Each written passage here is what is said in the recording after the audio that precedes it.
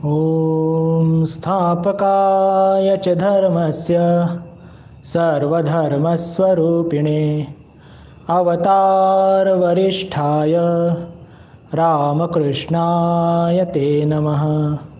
जननीं शारदां देवीं रामकृष्णं जगद्गुरुं पादपद्मे तयो श्रित्वा प्रणमामि मुहुर्मुहुः। नमः श्रेयतिराजाय विवेकानन्दसूरये सच्चित्सुखस्वरूपाय स्वामिने तापहारिणे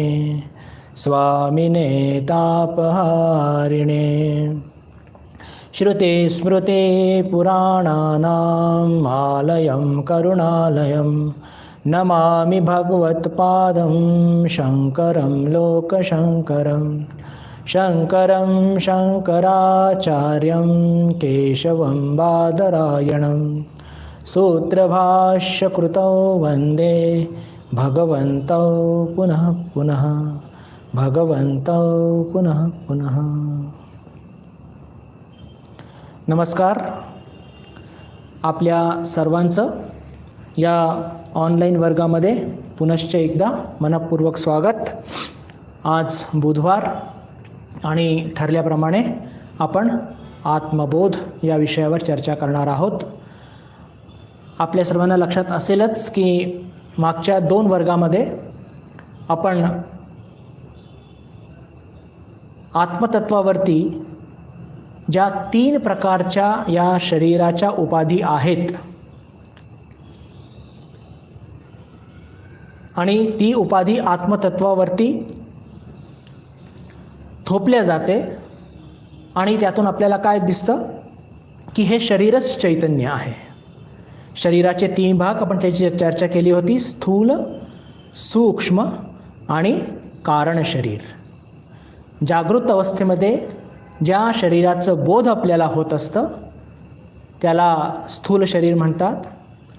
स्वप्नावस्थेमध्ये त्याचं बोध आपल्याला कधी होतं कधी होत नाही, पण जे काही बोध होतं त्याला सूक्ष्म शरीर म्हणतात। आणि मागच्या वेळेस बघितलं होतं आपण की स्थूल शरीराला भोगायतन असं म्हणतात आणि सूक्ष्म शरीराला भोग साधनम असं म्हणतात। आज आपण 14वा म्हणजेच कारण शरीर हे नेमकं काय असतं याच्या संदर्भात चर्चा करूया आणि ही उपाधी ही आत्मतत्वावरती कसं प्रभाव टाकते आणि त्यातून काय काय घडून येत असतं याची सविस्तर चर्चा करण्याचा आपण प्रयत्न करूया। आधी श्लोक वाचूया, नंतर त्याचं विवेचन करूया। अनादि अविद्या अनिर्वाच्या कारणोपाधिरुच्यते उपाधि त्रितयात अनादि अविद्या अनिर्वाच्या कारणोपाधिरुच्यते उपाधि त्रितयात अन्यम आत्मानम अवधारयेत। अनिर्वचनीय अनादि अशा अविद्येला कारण उपाधी कारण शरीर म्हटले जाते, पर पूर्णपणे वेगळा आहे। या 3 शरीरांपासून आत्मतत्व वेगळं आहे। एक गोष्ट तर आपल्याला समजून घ्यायची आहे की हे आत्मतत्व जे आहे आणि हे 3 जे शरीर याची चर्चा आपण करत आहोत, दोघांची झालेली आहे, तिसऱ्याची करत आहोत, हे 3ही शरीर यांच्यापासून आत्मतत्व एकदम वेगळं आहे। पण या तिघांच्या गुणधर्माचं रिफ्लेक्शन किंवा याचे गुणधर्म आत्मतत्वावरती थोपले जातात आणि त्याच्यामुळे काय होतं की आपल्याला हे 3ही चैतन्य वाटतात, पण तसं खरं नसतं। कारण शरीराची अवस्था कोणती? म्हणजे आपण आत्ता चर्चा केली की स्थूल शरीर जे असतं ते आपल्याला जागृत अवस्थेमध्ये अनुभवास येत असतं, किंवा जे आपल्याला जागृत अवस्थेमध्ये अनुभवास येतं ते काय झालं, ते स्थूल शरीर। मग स्वप्नावस्थेमध्ये जे आपल्याला बोध होतं ते सूक्ष्म शरीर, आणि सुषुप्ती अवस्था जेव्हा गाढ निद्रेमध्ये असतो तेव्हा जी अनुभूती येते ते कारण शरीर. आता तुम्ही म्हणाल की गाढ निद्रेमध्ये तर आम्हाला काही बोधच नसतो. गाढ निद्रेमध्ये आपल्याला बोध कुठे असतो, आणि म्हणून तर जेव्हा गाढ झोपतो कोणीतरी येऊन चोरी करून जातो आपल्याला कळतच नाही. तर तिथे बोध कसला आला? हां, तिथे आपण असं म्हणू शकतो की तिथे आम्हाला कसलाच बोध नसतो. तर हा जो कसलाच बोध नसतो तेच कारण शरीर आहे. कसलाच बोध नसतो हे काय आहे? हे कारण शरीर आहे. पहा, मोठा विचित्र गोष्ट आहे. हे जे आपण स्थूल शरीर आणि सूक्ष्म शरीरची चर्चा केली ना आत्ता, आणि स्थूल शरीर आपल्याला त्याचा अनुभवास येतो जागृत अवस्थेमध्ये, सूक्ष्म शरीर स्वप्नावस्थेमध्ये. तर हे दोन्ही शरीर मुळात हे उपजले कुठनं, उद्भवले कुठनं? तर पहा, हे दोन्ही शरीर बीज रूपाने या कारण शरीरामध्ये निवास करत असतात. आता तुम्ही म्हणाल की हे तर आपल्याला दिसतच नाही, अनुभवातच येत नाही, मग यातून ते कसं निर्माण झालं? त्याची चर्चा आपण पुढे करणार आहोत. कसं आहे, कारण शरीर म्हणजे काय? मुळात कारण शरीर ही, याला अविद्या म्हणतात, त्याला माया म्हणतात. अविद्या किंवा माया, किंवा अजून त्याला एक नाव आहे मूल अविद्या. मूल अविद्या संधी करून मूला विद्या. मू म्हणजे मुंबईचा मू. हां, मूला विद्या, अविद्या, इग्नोरन्स, कारण शरीर, ह्या सगळ्या गोष्टी एकच आहे. आणि त्याला कारण शरीर का म्हणतात? कारण की या कारण शरीरामधूनच आपलं स्थूल शरीर आणि सूक्ष्म शरीर हे उद्भवलं आहे. वेदांत आपल्याला असं सांगतं की जेव्हा आपण झोपी जातो तेव्हा, जे आपण म्हणतो ना की मला काहीच कळलं नाही, तर वेदांत असं म्हणतो की त्यावेळेस आपलं स्थूल आणि सूक्ष्म शरीर बीज रूपाने त्या कारण शरीरामध्ये असतं. आणि कारण शरीर तसं ही माया असल्यामुळे हे आपल्याला बिलकुल काहीही दिसत, माया कधीही दिसत नाही. लक्षात ठेवा, विवेक चूडामणीचे वर्ग ज्यांनी अटेंड केले असतील त्यांना हे लक्षात असेल की माया कधीही दिसत नाही. ती का दिसत नाही त्याची पण चर्चा आज आपण करणार आहोत. आणि या माया जी आपण चर्चा केली, याच्या दोन शक्ती आपण काही दिवस आधी चर्चा केली होती. विक्षेप शक्ती म्हणजे सृजनशक्ती, हे सगळ्या दूर जे काही बघत आहोत ते, आणि दुसरं आवरण शक्ती. सृजनशक्ती तिला विक्षेप शक्ती म्हणतात, आणि ह्या शक्तीच्या माध्यमातून ही माया हे सगळं दरी, डोंगर, वृक्ष, लता, ब्रिज, हवाई जहाज सगळं तयार करत असतं. आणि आवरण शक्ती काय करत असते? आवरण शक्ती अतिसूक्ष्म असते, आणि तिचं काम की आत्मा आणि अनात्मा मध्ये गोंधळ निर्माण करून त्या मनुष्याला नेहमी संभ्रमातच ठेवायचं, हे आवरण शक्तीचं काम असतं. हे आपण लक्षात ठेवलं पाहिजे. आणि कारण शरीराची अवस्था काय आहे? कारण शरीराची अवस्था ही गाढ निद्रा किंवा सुषुप्तीची अवस्था असते. आणि कारण शरीरामधूनच आपलं हे स्थूल शरीर आणि सूक्ष्म शरीर उद्भवलं असल्याने त्याला कारण शरीर म्हणतात. पहा, ही तर एकदम प्राथमिक काही गोष्टी तुमच्यापुढे मी मांडल्या. आता आपण काही विवेचन, एकदम गंभीर विवेचन काहीतरी करण्याचा प्रयत्न करूया. आपण एखादा वृक्ष बघतो बंधू भगिनींनो, ते वृक्ष कुठून आलं असतं हो? तर एखाद्या बीमधून. बी पेरतो, त्याचं रोप बाहेर येतं, ते अजून मोठं होऊन ते वृक्ष होतं. तर ते बीज आपल्याला दिसतं, किंवा आपण हे सांगू शकतो की या छोट्याशा बीजामध्ये, या वटवृक्षाच्या छोट्याशा या बीमध्ये हे संपूर्ण वृक्ष दडलेलं आहे असं आपण म्हणू शकतो. बरोबर ना?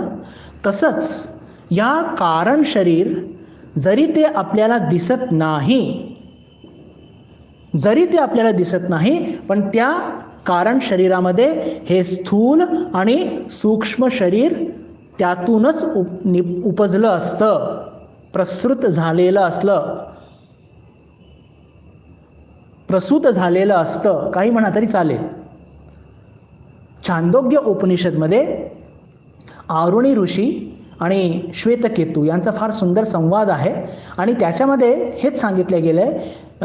ब्रह्मज्ञानची शिक्षा देत असताना आरुणी ऋषी म्हणतात त्या आपल्या श्वेतकेतूला की जा एक वटवृक्षाचं फळ घेऊन ये.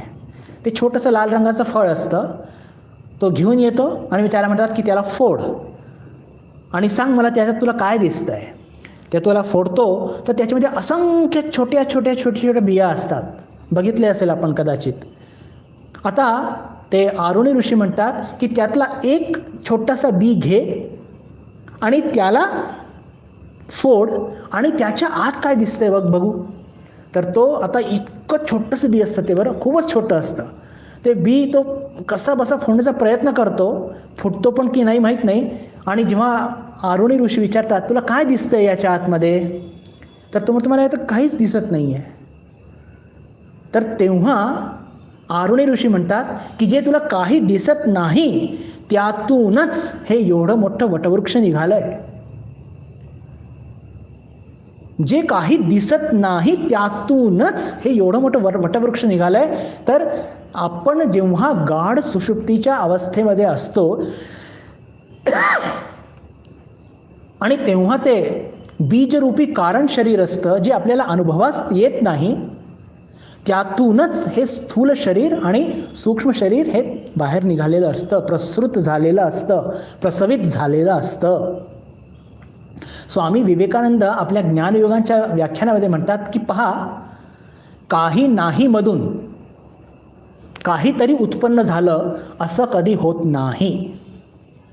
फार सुंदर तत्व आहे बरं, की काही नाही मधून काहीतरी उत्पन्न झालं असं होत नाही. काहीतरी असलं पाहिजे, कदाचित ते आपल्याला गवसत नाही आहे. जे गवसत नाही आहे ते काय आहे? अविद्या, माया, कारण शरीर. ते दिसत नाही आहे. ती मूलाविद्या, ती अविद्या, प्रकृती, काही म्हणा, ती आपल्याला दिसत नाही आहे, अनुभवास येत नाही आहे, पण ती आहे आणि त्यातूनच काय निघालंय? स्थूल शरीर आणि सूक्ष्म शरीर हे निघालेलं आहे. आता पहा, ही माया आपण जे म्हणतो कारण शरीर, आता कारण शरीराला आपण माया किंवा मूलाविद्या असं म्हणूया.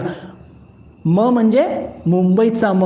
मी त्याच्यावरती भर का देतोय? कारण की पुढे एक दुसरं नाव येणार आहे आणि दोघांमध्ये खूप साम्य आहे, म्हणून कन्फ्यूज व्हायचं नाही आहे. मूलाविद्या, अविद्या, माया, कारण शरीर हे सगळं एकच गोष्टीचे नाव आहेत की जे गाढ सुषुप्तीमध्ये आपल्याला म्हणजे ते उपलब्ध असतं, पण माया आपल्याला कधी दिसत नाही.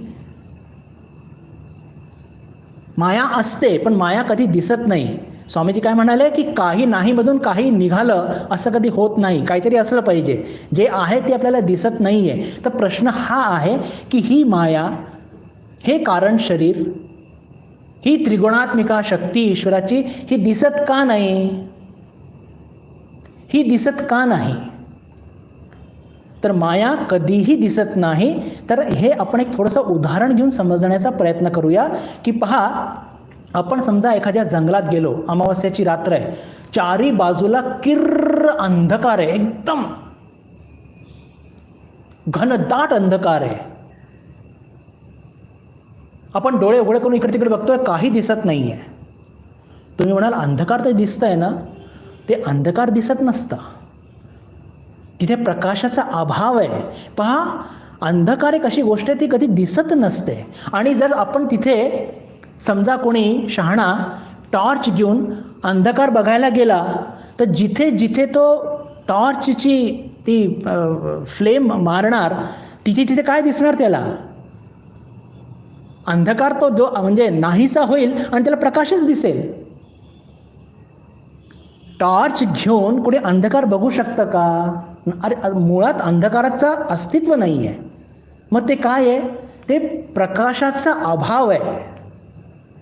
पहा, एक फार महत्त्वाची गोष्ट आहे बरं, आणि व्हेरी इंटरेस्टिंग आहे. आपण म्हणतो अंधकार आहे, अंधकार आहे.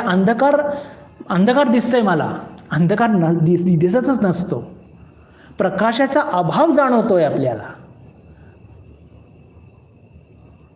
मायाला कधी बघू शकत नाही. जसं अंधकारला घेऊन, समजा एखादं अजून खूप उदाहरण देतात की एखादा मनुष्य एकदम गहन अंधकारमध्ये डोक्यावरती काहीतरी एक लालटेन घेऊन, कंदील घेऊन अंधार कुठे दिसतोय का, अंधार कुठे दिसतोय का, तर त्याला रात्रभर अंधार दिसणार नाही का? जिथे तो कंदील घेऊन जाईल तिथे प्रकाशच पडणार आहे ना. आणि प्रकाश पडला की अंधकार निघून जाईल. अंधकार दिसेल कुठे? आणि जे आपल्याला आत्ता समजा आपण बाहेर बघितलं, आपल्याला असं वाटतं अरे अंधकार दिसतंय. अंधकार नाही येतो, तिथे प्रकाशाचा अभाव आहे. बिलकुल एक्झॅक्टली याप्रमाणे या संपूर्ण जगामध्ये आपल्याला जे काही दिसत आहे ते सगळं माया आहे. तर माया आहे तर दिसत का नाही आहे? मायाचे कार्य दिसतात आहे. माया दिसते म्हणजे काय की आपल्याला सत्वस्तूचं, आत्मतत्वाचं ज्ञान नसल्यामुळे आपल्याला असत वस्तू दिसतीये. आपण म्हणतो अंधकार दिसतंय, अंधकार दिसत नाही आहे.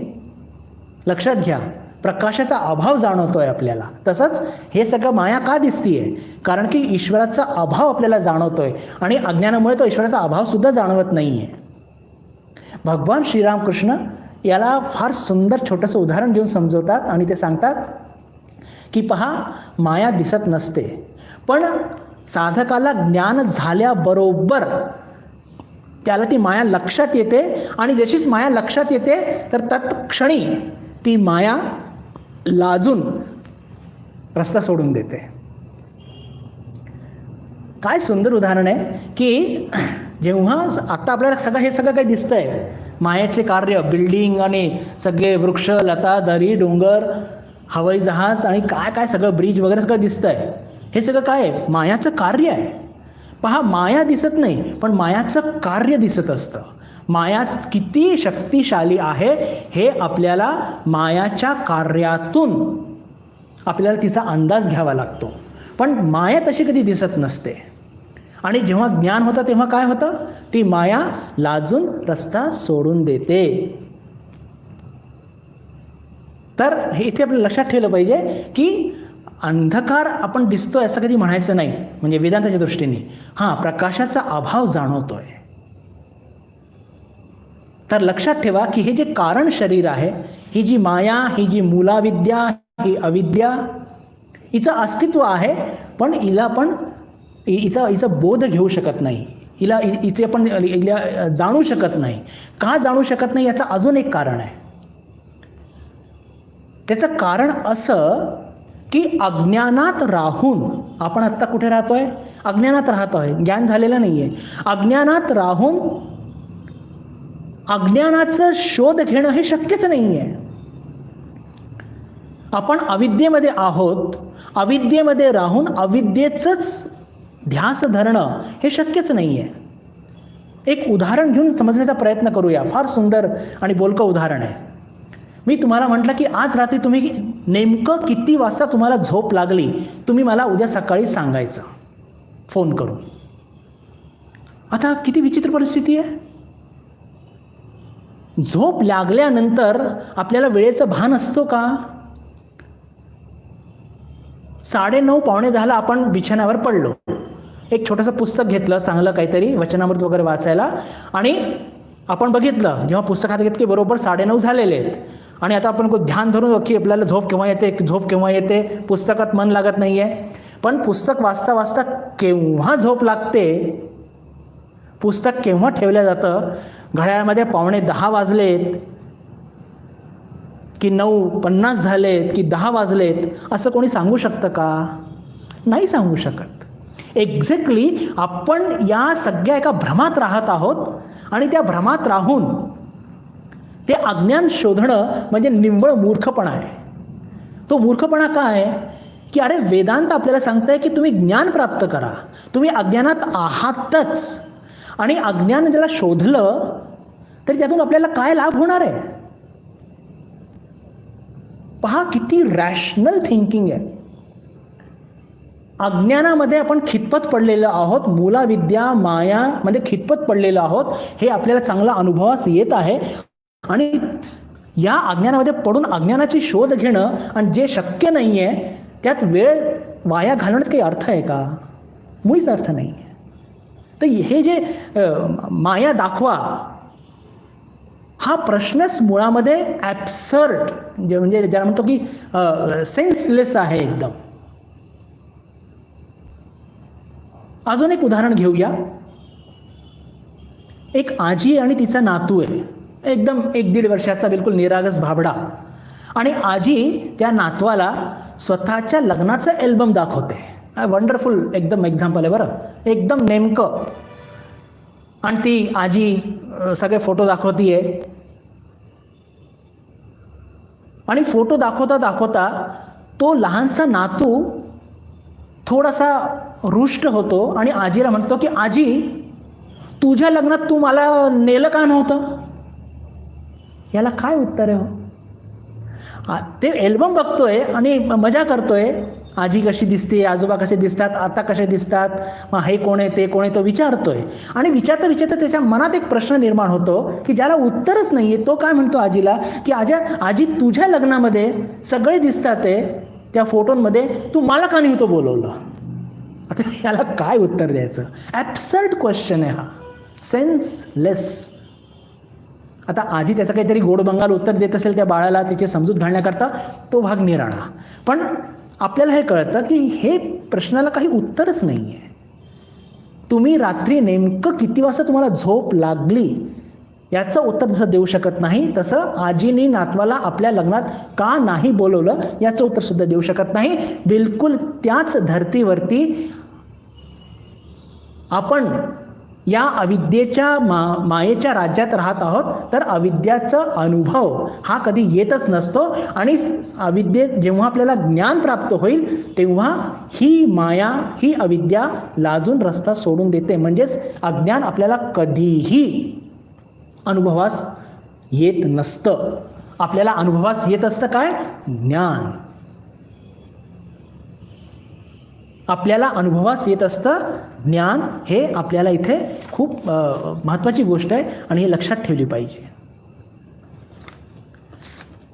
एक स्वामीजी फार सुंदर म्हणायचे की भ्रमामध्ये राहून भ्रमिष्ठासारखे भ्रम शोधण्याचा मूर्खपणा करू नका. आणि हे म्हणून ते खूप हसायचे वेदांताच्या वर्गामध्ये. काय म्हणायचे? या भ्रमामध्ये भ्रमिष्ठासारखे, कारण आपण भ्रमिष्ठच तर आहोत. ह्या जगाला आपण सत्य समजत आहोत म्हणजे भ्रमिष्ठच आहोत की. म्हणजे या भ्रमामध्ये भ्रमिष्ठासारखे भ्रम कुठे आहे हे शोधण्याचा मूर्खपणा करू नका, ज्ञान शोधा. आणि हे वाक्य म्हणून ते खूप हसायचे, खदाखदा हसायचे. तर म्हणण्याचा अर्थ काय की पहा, आपण अज्ञानात आहोत आणि अज्ञानात राहून अज्ञानाचा शोध घेऊन आपला वेळ वाया घालवण्याचा काही अर्थ नाही आहे, कारण की ते कधी दिसणार सुद्धा नाही आहे. जसा नातू आपल्या आजीच्या लग्नात कधी येणं शक्यच नाही आहे, किती वाजता झोपलो हे जाणणं शक्य नाही आहे, तसंच हे मायाला जाणणं शक्य नाही. पण हां, एक होऊ शकतं की माया ओळखायची कशी मग? तर त्याच्या कार्यातून. हे सगळं जे काही दिसतोय, काय मोठे मोठे सगळं सुंदर सुंदर इतक्या इमारती, वृक्ष, लता, दरी, डोंगर, रेल्वे, एरोप्लेन आणि काय काय सगळं बघतो आपण, हे सगळं काय आहे? हे मायाचं कार्य आहे. या मायाच्या कार्यातून त्या मायाच्या शक्तीला ओळखायचं. विवेक चूडामणीमध्ये 108 नंबरचा एक फार सुंदर श्लोक, याची चर्चा आपण केली होती. त्या श्लोकामध्ये पहा आचार्य काय म्हणतात, हे सर थोडं वाचूया. अव्यक्त नामनी परमेश शक्ती अनाद्य विद्या त्रिगुणात्मिका परा कार्यानुमेया सुधियैव माया यया जगत सर्वम इदम प्रसूयते. पहा काय सुंदर म्हटलंय. अव्यक्त नामनी परमेश शक्ती म्हणजे ही ही माया कशी आहे? अव्यक्त नामनी. मायाला तुम्ही शोधू शकत नाही, अव्यक्त आहे, अव्यक्त नामनी. अव्यक्त म्हणजे माया, ही माया आहे असं कोणी सांगू शकत नाही. अव्यक्त नामनी परमेश शक्ती. कोणाची शक्ती आहे? ईश्वराची, ब्रह्मतत्वाची ती शक्ती आहे. अनाद्य विद्या त्रिगुणात्मिका परा. अनाद्य विद्या म्हणजे ती अनादी आहे आणि अविद्या आहे. अविद्या म्हणजे गोंधळात टाकणारी. आता अनादी आणि अविद्याचं आपण पुढे त्याची खूप सखोल चर्चा करणार आहोत. आत्ता फक्त एवढं समजूया की ती अनादी आहे, म्हणजे तिचं सुरुवात केव्हा झाली माहीत नाही, अंत केव्हा झाला तेही माहीत नाही. अनादी आणि अविद्या. अविद्या म्हणजे भ्रमात टाकणारी. अनादी अविद्या त्रिगुणात्मिका परा. 3 गुण तिचे 3 गुण आहे, सत्व रजस तमस, आणि त्याने घेऊन हे संपूर्ण जगामध्ये ती पूर्ण लीला जोमाने चालू आहे तिची. त्रिगुणात्मिका परा. परा म्हणजे आपल्या समस्या परे आहेत. म्हणजे पुन्हा तेच की या अज्ञानात राहून त्या अज्ञानाचा शोध आपण घेऊ शकत नाही, त्या अर्थाने तो परा शब्द आहे. कार्यानुमेया सुधियैव माया. जे सुधी लोक आहेत त्याच्या कार्यातून तिच्या ताकदीचा अनुमान अंदाज घेतात. सुधियैव माया, कार्यानुमेया. तिच्या कार्यातून जे सुधी लोक आहेत तिची ताकदीचा अंदाज घेतात. यया जगत सर्वम इदम प्रसूयते. आणि हे सगळं जग आणि त्या जगामध्ये येणारे सगळे काही गोंधळ हे सगळे कुठून निघाले आहेत? तर त्या मायामधून, त्या कारण शरीरामधून, त्या मूलाविद्यामधून, त्या अविद्येमधून, त्या इग्नोरन्समधून. काहीही म्हणा, एकच गोष्ट आहे. हे शरीरसुद्धा त्या कारण शरीरातूनच निघालेलं आहे. तर माया दिसत नसते, पण तिच्या या सगळ्या कार्यातून तिची शक्तीचा आपल्याला अंदाज घ्यायचा आहे की किती शक्तिशाली त्रिगुणात्मिका ही माया आहे. आणि ही माया जिचे 3 गुण आहेत, ही 2 प्रकारचं खेळ खेळत आहे. थोडं आता अजून आतमध्ये जाऊया.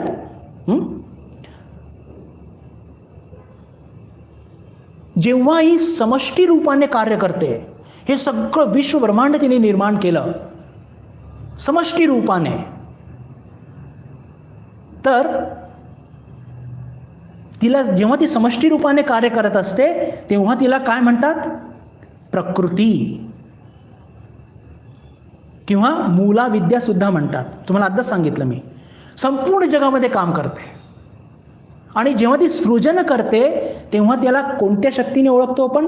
विक्षेप शक्ती. आपण आत्ताच चर्चा केली होती. सोपं आहे, फक्त थोडे शब्द आहेत ते त्याकडे लक्ष द्या. ही जी माया जेव्हा ही बिलकुल वैश्विक पातळीवरती काम करते, हे सगळं इतके सारे 6 महाखंड बनवते, समुद्र बनवते, झाडी दरी डोंगर हत्ती घोडे उंट काय काय सगळं मनुष्य सगळं बनवते आणि वैश्विक स्तरावरती काम करते, तेव्हा त्याला म्हणतात मूला विद्या अविद्या असं म्हणतात. आणि तेव्हा जी शक्ती काम करते त्या शक्तीला म्हणतात विक्षेप शक्ती, कारण की ती सृजन करते, सृजन शक्ती. आणि आपलं मन बुद्धी हे कोणी बनवलं? हे त्याच अविद्या शक्तीनेच बनवलं आहे. वेगळं कुठे अजून आहे? आपलं मन काय? ती अविद्याच आहे, बुद्धी पण अविद्याच आहे. आणि हे सुद्धा त्या प्रकृतीच्या मध्ये पडत असतं. याचा अर्थ ते कोणी बनवलं? ते मूलाविद्यानेच बनवलेलं आहे, विक्षेप शक्तीनेच बनवलेलं आहे. बरं, म्हणजे इथपर्यंत आपल्याला क्लिअर झालं की जेव्हा वैश्विक स्तरावरती ती काम करते, विश्व ब्रह्मांड स्तरावरती काम करते, तर तिला विक्षेप शक्ती म्हणतात, कारण ती सृजन करते किंवा तिला मूलाविद्या म्हणतात. बरं, आता आपल्या मन आणि बुद्धीमध्ये हीच माया व्यष्टी रूपाने कार्य करत असते. जेव्हा आपल्या मनबुद्धीमध्ये ही व्यष्टी रूपाने कार्य करत असते तेव्हा हिला म्हणतात तुला विद्या. शब्दांकडे लक्ष द्या. तुला म्हणजे तमिळनाडूचा त. मूलाविद्या म्हणजे कोणती होती? की जी विश्वब्रह्मांड स्तरावरती कार्य करत आहे. आणि तिचं नाव होतं मूलाविद्या, मुंबईचा मू. जेव्हा वैश्विक स्तरावरती कार्य करते त्याची शक्ती कोणती? विक्षेप शक्ती. पण आपलं मन सुद्धा त्या याच्या म्हणजे अखत्यारीतच पडतं, मायेच्या, अविद्या मायेच्या, मूलाविद्याच्या. आणि त्या मूलाविद्यामध्ये, त्या मनामध्ये सुद्धा एक छोटं व्यष्टी रूपाने, बीज रूपाने तीच माया कार्य करत असते, पण ते व्यष्टी रूपाने. तिला म्हणतात तमिळनाडूचा तुला विद्या. आणि त्या तुला विद्याला कोणती शक्ती कार्य करते? आवरण शक्ती. आवरण शक्तीचं कार्य काय असतं की हे सगळं जग निर्माण केलंय, तर याच्यामध्ये आत्मा आणि अनात्मामध्ये गोंधळ निर्माण करणे. पहा, ही आवरण शक्ती सगळ्यात डेंजरस आहे. विक्षेप शक्ती इतकी हानिकारक नाही आहे जितकी ही तुला विद्या, तमिळनाडूचा किंवा त्याला आपण म्हणूया व्यष्टी अविद्या, हे जास्त चांगलं नाव आहे. नाही तर पुन्हा मूला तुलामध्ये गडबड व्हायची. व्यष्टी म्हणजे छोटं, समष्टी म्हणजे मोठं. किती मोठं? विश्वब्रह्मांड एवढं. तर जेव्हा व्यष्टी अविद्या आपल्या मनबुद्धीमध्ये कार्य करते, तर तिचं काम एकच असतं की या संपूर्ण जगामध्ये आपल्याला संभ्रमात ठेवायचं, सतत संभ्रमात ठेवायचं. काय नेमकं आहे ते आपल्या पत्ताच लागू देत नाही. त्याला म्हणतात तुला विद्या किंवा व्यष्टी अविद्या. आता आपण थोडंसं जरा ठाकुरांकडे जाऊया की जेव्हा एखाद्या साधकाला ब्रह्मज्ञान लाभतं तेव्हा नेमकं काय काय घडत असतं.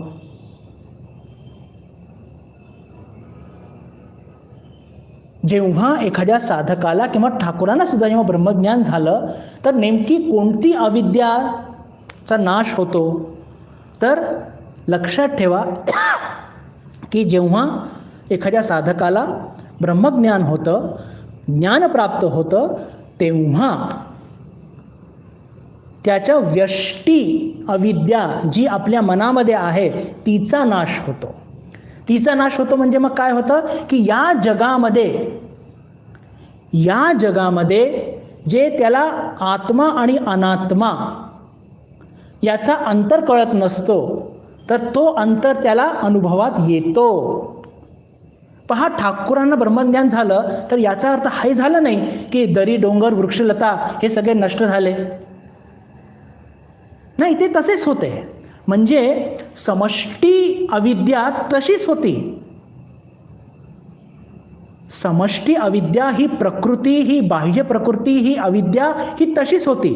पण त्याच्यामध्ये जे असलेलं आत्मा आणि अनात्मा हे ठाकुरांना स्पष्टपणे दिसायचं, एकदम स्पष्टपणे दिसायचं. आणि आपल्याला उदाहरण सगळं माहिती आहे की एक उदाहरण घेऊया की त्या चांदणी घाटावरती एक दिवस एक वाईट चालीची स्त्री उभी होती. त्याच्यामध्ये सुद्धा त्यांना मां सीतेचं दर्शन होतं. असं का झालं? कारण की आत्मा आणि ते उपाधिरूपी शरीर या दोघांमध्ये अंतर त्यांना स्पष्ट करता येत होतं. ते अनुभव त्यांना गवसत होतं. ते अनुभव त्यांना गवसत होतं. आपल्याला ते का होत नाही? कारण की आपण अज्ञानात आहोत. आपण अज्ञानात का आहोत?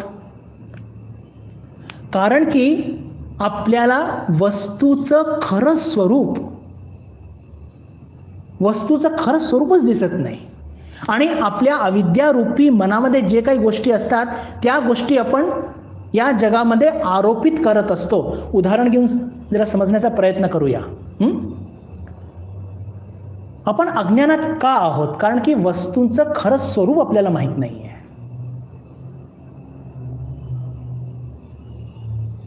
संध्याकाळची वेळ आहे, अंधकार थोडासा झालेला आहे. एका गावातून एक लहान मुलगा दुसऱ्या गावाकडे जाण्याकरता निघालाय. त्याच्या थोड्या मागे एक युवक सुद्धा त्या दुसऱ्या गावी जाण्याकरता निघालाय. त्याच्या थोड्या अंतरावरती एक चोरसुद्धा त्या दुसऱ्या गावी चोरी करण्याकरता निघालेला आहे आणि रस्त्यामध्ये एक त्यांना तिघांना म्हणजे काहीतरी वस्तू दिसते, उभी आहे काहीतरी. आता खांब आहे, मी हे तुम्हाला आधीच सांगतो.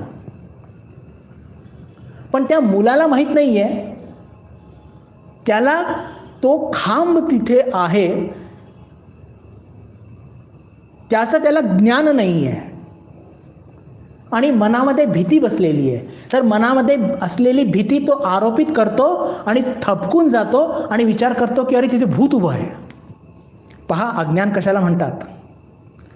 वस्तूंचं खरं ज्ञान नसल्याने आणि आपल्या मनामध्ये असलेल्या ज्या काही गोष्टी असतात त्याचं आरोपण आपण त्या अज्ञानामुळे त्या जी वस्तू आपल्याला दिसत आहे त्याच्यावरती करत असतो आणि गोंधळात अजून गोंधळ घालत असतो. त्या लहान मुलाला बिचाऱ्याला त्या खांबाचं ज्ञान नाही आहे. म्हणजे ज्ञान नाही म्हणजे ते खांबा आहे आणि अंधकार पडत आलेला आहे, चांगलाच अंधकार झालेला आहे आणि मनामध्ये काय आहे, भीती. तर तो विचार करतोय भूत आहे, मी कसं जाऊ. त्याच्या मागे असलेला युवक आपल्या प्रेयसीला भेटायला निघाला आहे दुसऱ्या गावी. तर त्याला काय दिसतंय, त्याला वस्तूचं ज्ञान नाही आहे, ते खांब आहे म्हणून. मनात का कोण आहे, प्रेयसी. त्याला प्रेयसी दिसतीये.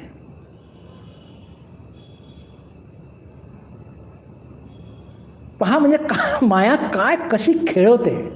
वस्तूचं अज्ञान असलं आणि मनात अज्ञान असलं तर कसं आपण एकानंतर एक गोंधळ करतो. आणि त्याच्या मागे असलेला चोर जो चोरी करायला निघाला आहे तो सुद्धा त्या खांबाला बघतो आणि खांबाप्रती त्याचं अज्ञान आहे. तर तो काय विचार करतो, अरे बापरे तिथे पोलीस उभी आहे, मी कसं जाऊ. वास्तविक तिथे न पोलीस आहे, न प्रेयसी आहे, न भूत आहे. पण हे कन्फ्युजन निर्माण का होत आहे.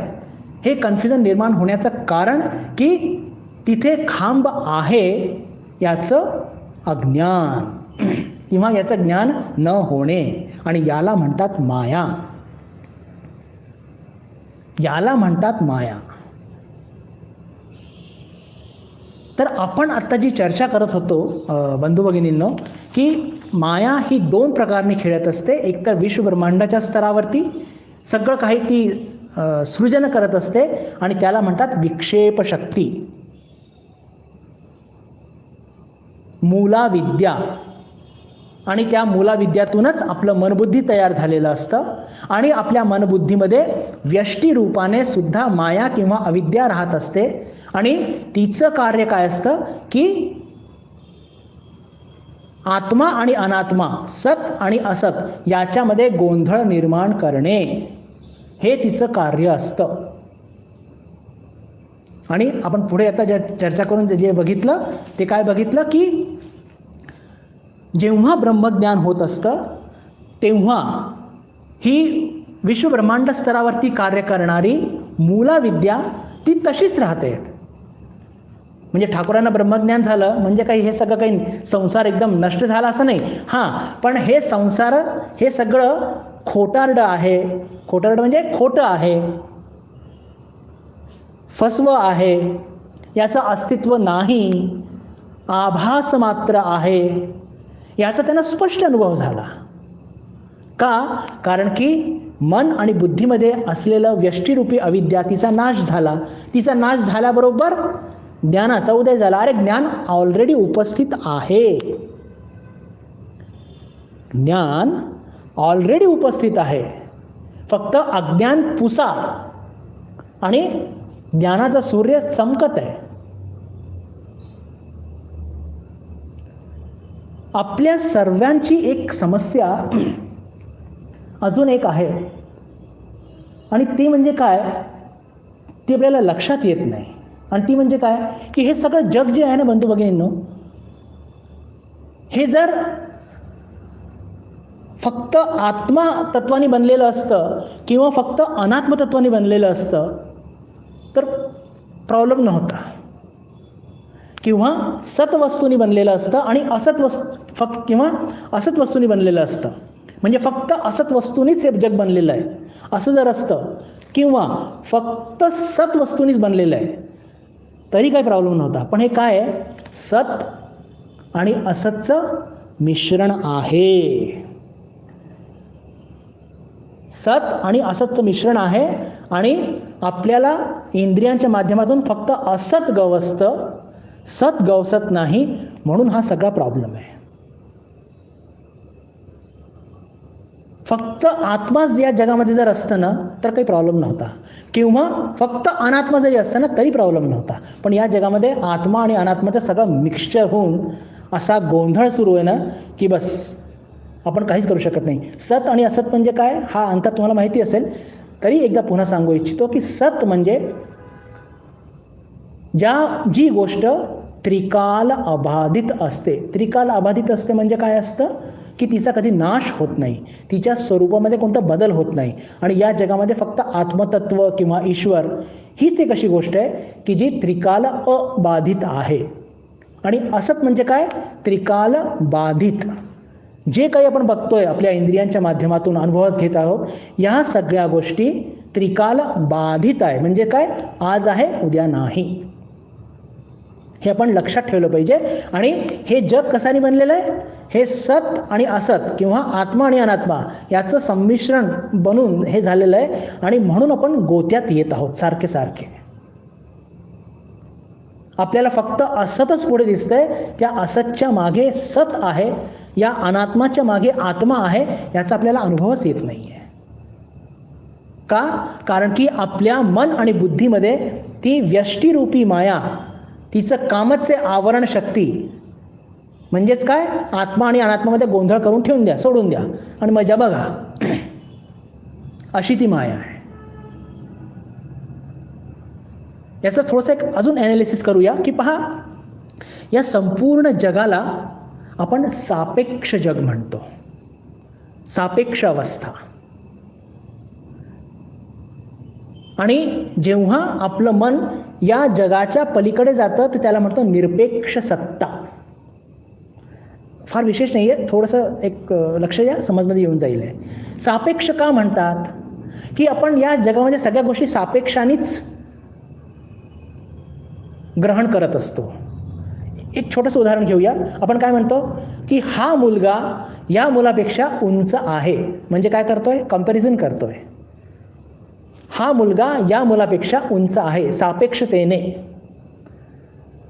असे जे काही गोष्ट आपण बघतो तर या जगामध्ये प्रत्येक म्हणजे जे गोष्टीचं अस्तित्व आहे त्या स्वतःचं अस्तित्व नाही आहे, आत्मतत्वाच्या अस्तित्वाने त्याचं अस्तित्व असल्यामुळे त्याला सापेक्ष जग म्हणतात. या जगामध्ये जे काही आपण बघत आहोत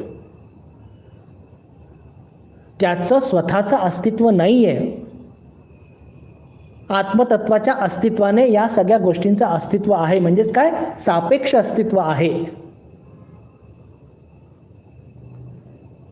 पण या सापेक्ष जगाच्या पलीकडे जर गेलं तर तिथे फक्त आणि फक्त आत्मतत्वच आहे. तिथे आपलं हे मायाचं जग तिथे पोहोचूच शकत नाही. आणि आता मजा बघा, परत थोडंसं डोकं दुखवतोय बरं आज, सगळेजण चहा घ्या नंतर जेवणाच्या आधी, की हे जग कशाने बनलेलं आहे, आत्मतत्व आणि अनात्मतत्वाचं मिक्सचर आहे. आपण जगत आहोत सापेक्ष जगामध्ये. सापेक्ष जगामध्ये अनुभवास काय येत असतं, सापेक्ष जग, आत्मा येतच नाही. आत्मा निरपेक्ष सत्तेमध्ये येते. जेव्हा आपण साधना करून या जगाच्या पलीकडे निघतो तेव्हा येतं. पण आत्ता आपल्याला जे अनुभवात येत असतं ते काय येत असतं, हे अनात्मा, हे जे असत वस्तू. आणि जेव्हा आपण या जगाच्या पलीकडे जाऊ तर तिथे या अनात्म वस्तूचं अस्तित्वच नाही आहे, हे लक्षात ठेवा. शब्दांचा कदाचित थोडा गोंधळ होत असेल, पण फक्त एवढं लक्षात घ्या की सापेक्ष जगामध्ये आपल्याला अज्ञानी लोकांना जे अनुभवात येतं ते काय आहे, ती सगळी माया आहे. पण जेव्हा आपण ज्याला म्हणतो की आत्मसाक्षात्काराचा अनुभव आपल्याला येईल तर आपण या जगाच्या पलीकडे जाऊ आणि तिथे या मायाच्या राज्याचं अस्तित्वच तिथे नसतं. एवढं फक्त लक्षात ठेवा, तरी भरपूर आहेत. तर हे सगळ्या गोष्टी मायाच्या सध्या सुरू आहे. महत्त्वाचा जे सिद्धांत तुमच्याकडे मांडायचा होता की जेव्हा एखाद्या साधकाला आत्मसाक्षात्कार घडून येतो तर नेमकं काय घडत असतं की त्याच्या मन आणि बुद्धीमध्ये असलेली व्यष्टीरूपी अविद्या तिचा नाश होतो, ज्ञानाचा उदय होतो आणि मग तो त्याला अनुभवात येतं. काय अनुभवात येतं की अरे या सगळ्या दूर ज्या वस्तूंच्या मागचं खरंच स्वरूप जे आत्मा आहे किंवा स्वतःमध्ये हे जे 3 शरीर याची चर्चा करत आहोत, स्थूल, सूक्ष्म, कारण, या तिन्हींपेक्षा ते आत्मतत्व एकदम वेगळं आहे. हे फार महत्त्वाचं आहे. आधी हे लक्षात येतं, बाहेरच्या गोष्टी नंतर लक्षात येतात. कारण की आत्मज्ञानाचे सुद्धा टप्पे असतात बरं. सगळ्या दूर ब्रह्म बघणं ही सगळ्यात शेवटचा टप्पा असतो. तर जेव्हा प्रथम दृष्ट्या काय घडत असतं की अविद्येचा, व्यष्टी अविद्येचा नाश होतो आणि आपल्या शरीरामध्ये आत्मतत्व, माझं खरं स्वरूप आत्मतत्व आहे आणि हे स्थूल, सूक्ष्म आणि कारण शरीर हे नुसतं त्याच्यावरती आरोपित केल्या गेलेले उपाधी आहेत, हे स्पष्टपणे आपल्याला लक्षात येतं. आणि जेव्हा सगळ्यात दूर ते आत्मतत्व आपल्याला दिसतं म्हणजे काय लक्षात येतं की दरी डोंगर नष्ट होऊन जात नाही, तर त्यांचा फसवेपणा, त्यांचा लटकेपणा, त्यांचा आभासमय अस्तित्व हे आपल्याला लक्षात येतं. हा एक फरक आत्मज्ञान झाल्यानंतर हा आपल्याला अनुभवास येत असतो. म्हणजेच काय की तुला विद्या, तमिळनाडूचा तू, मी सारखं सांगतो बरं. विश्वब्रह्मांड म्हणजे तिथे मूला विद्या मुंबईची, आणि आपल्या आतमध्ये असलेली जी व्यष्टी अविद्या आहे ती तमिळनाडूची तुला विद्या आहे आणि ती जास्त खतरनाक आहे. हे आपल्याला लक्षात ठेवायचं आहे. अजून थोडंसं पुढे जाऊया.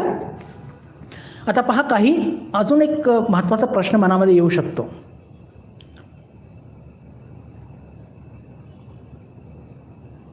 आत्मसाक्षात्कारी महापुरुष हे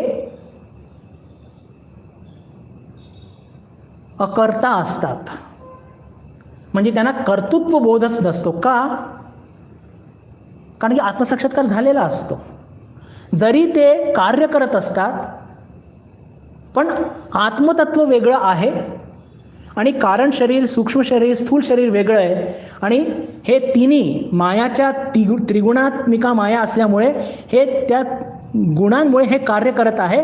पण मी आत्मा आहे म्हणून मी अकर्ता आहे आणि हे शरीर या त्रिगुणात्मिका मायाच्यामुळे कार्य करत आहे म्हणून मी अकर्ता आणि हे जड शरीर करता, असा बोध या आत्मतत्वाला म्हणजे आत्मसाक्षात्कारी महापुरुषाला होत असतो. ठाकूरांचं उदाहरण घेऊया. पहा की आत्मसाक्षात्कारी महापुरुषाला स्पष्टपणे जाणवतं की या शरीरामध्ये आत्मतत्व खेळत आहे. जसं शहाळं असतं ते ओलं असतं आणि ते चिकटलेलं असतं, पण तेच जेव्हा आपण वाळवतो त्यातलं पाणी पूर्ण वाळून जातं आणि आतलं जे सुक खोबरं असतं ते तसंच, म्हणजे त्या आतलं ते त्याचं जी कवटी असते ती त्याला सोडून देते आणि त्याला असं जर हलवून बघितलं तर खडखड खडखड खडखड वाजतं चक्क. तसंच या शरीरामध्ये ते आत्मतत्वाचं अस्तित्व आणि ते या शरीरापासून वेगळं आहे असं जाणवतं. आणि मी आत्मा आहे, हे शरीर वेगळं आहे, तिन्ही शरीर वेगळे आहेत आणि मायामुळे हे तिन्ही शरीर कार्य करत आहे पण मी कार्य करत नाही म्हणून मी अकर्ता आहे. हा बोध आत्मसाक्षात्कारी महापुरुषाला स्पष्टपणे होतो. एखादी व्यक्ती अज्ञानी झोपलेली आहे, तिला सुद्धा तो बोध होतो की मी अकर्ता आहे. मग अज्ञानीचा अकर्तेपणा झोपलेल्या वेळी आणि जो आत्मसाक्षात्कारी महापुरुष आहे तो पण झोपलेला आहे, तर त्याच्या अकर्तेपणामध्ये आणि याच्या अकर्तेपणामध्ये काय अंतर आहे? प्रश्न कळला का? की आपण आत्मसाक्षात्कारी महापुरुष त्यांना आत्मतत्वाचा अनुभव आल्यामुळे शरीर कार्य करतं आहे आणि मी आत्मा आहे आणि आत्मा कार्य करत नसतं याचा अनुभव होतो म्हणून त्याचा अकर्तेपणा आहे. पण जेव्हा आत्मसाक्षात्कारी महापुरुष सुद्धा झोपतो आणि अज्ञानी सुद्धा झोपतो तर दोघांमध्ये अकर्तेपणा दिसतोय आपल्याला, पण कोणाचा खरा आणि कोणाचा खोटा कसं ओळखायचं? अगदी सोपं आहे. अज्ञानी मनुष्य जसंच जागी होतो, जागी झाल्याबरोबर त्याचं अज्ञानसुद्धा जागी होतं आणि पुन्हा तो सुरू करतो, मला ऑफिसमध्ये जायचं आहे, मला आंघोळ करायची आहे, मी असं करतो, मी तमुक करतो, मी इतका मोठा ऑफिसर आहे, लागलीच सुरू करतो. लागली म्हणजे चहाचा कप यायला हातात उशीर झाला तर सुरू भांडण. त्यातूनच लक्षात येतं की जरी झोपेमध्ये अज्ञानी माणसाची अकर्तेपणा दिसतो आपल्याला, पण तो कसा असतो? तो खरा नसतो, तो तात्पुरता असतो आणि तो अज्ञानापोटी असतो. जागी झाल्याबरोबर तो अज्ञान पुन्हा जागृत होतं आणि त्याचं मी मी मी सुरू. पण तेच जेव्हा आत्मसाक्षात्कारी महापुरुष जागृत होतो, तर जागृत झाल्यानंतर सुद्धा त्याचं जे अविद्येचा नाश झालेला आहे तो नेहमी करता झालेला आहे. जागे झाल्यावरती सुद्धा त्याचं आत्मतत्व वेगळंच आहे आणि 3 शरीर वेगळेच आहे. तर 3 शरीर कदाचित चहा पिण्याकरता इकडे तिकडे भटकत असतील, पण त्याच्यामध्ये जो बोध निर्माण झालेला आहे की मी अकर्ता आहे, तो कधीही नष्ट होत नसतो. हा दोघांच्या अकर्तेपणामध्ये फार मोठा अंतर आहे, हे आपण लक्षात घेतलं पाहिजे. अजून थोडंसं पुढे जाऊया. पहा, ही माया मोठी मजेदार वस्तू आहे बरं, अत्यंत मजेदार वस्तू एकदम. आता पहिल्या ओळीमध्ये मायेचं वर्णन आहे आणि दुसऱ्या ओळीमध्ये आत्मतत्व याच्यापासून कसं वेगळं आहे आणि या मायेचं अजून काय वैशिष्ट्य आहे ते सांगितलं गेलेलं आहे. दुसरी ओळ काय? उपाधी त्रितयात अन्यम आत्मानम अवधारयेत, की आत्मतत्व या 3 शरीरांपासून वेगळं आहे आणि हे 3 शरीर कसे? हे उपाधी आहेत, नुसतं उपाधी आहेत त्या आत्मतत्वावरती.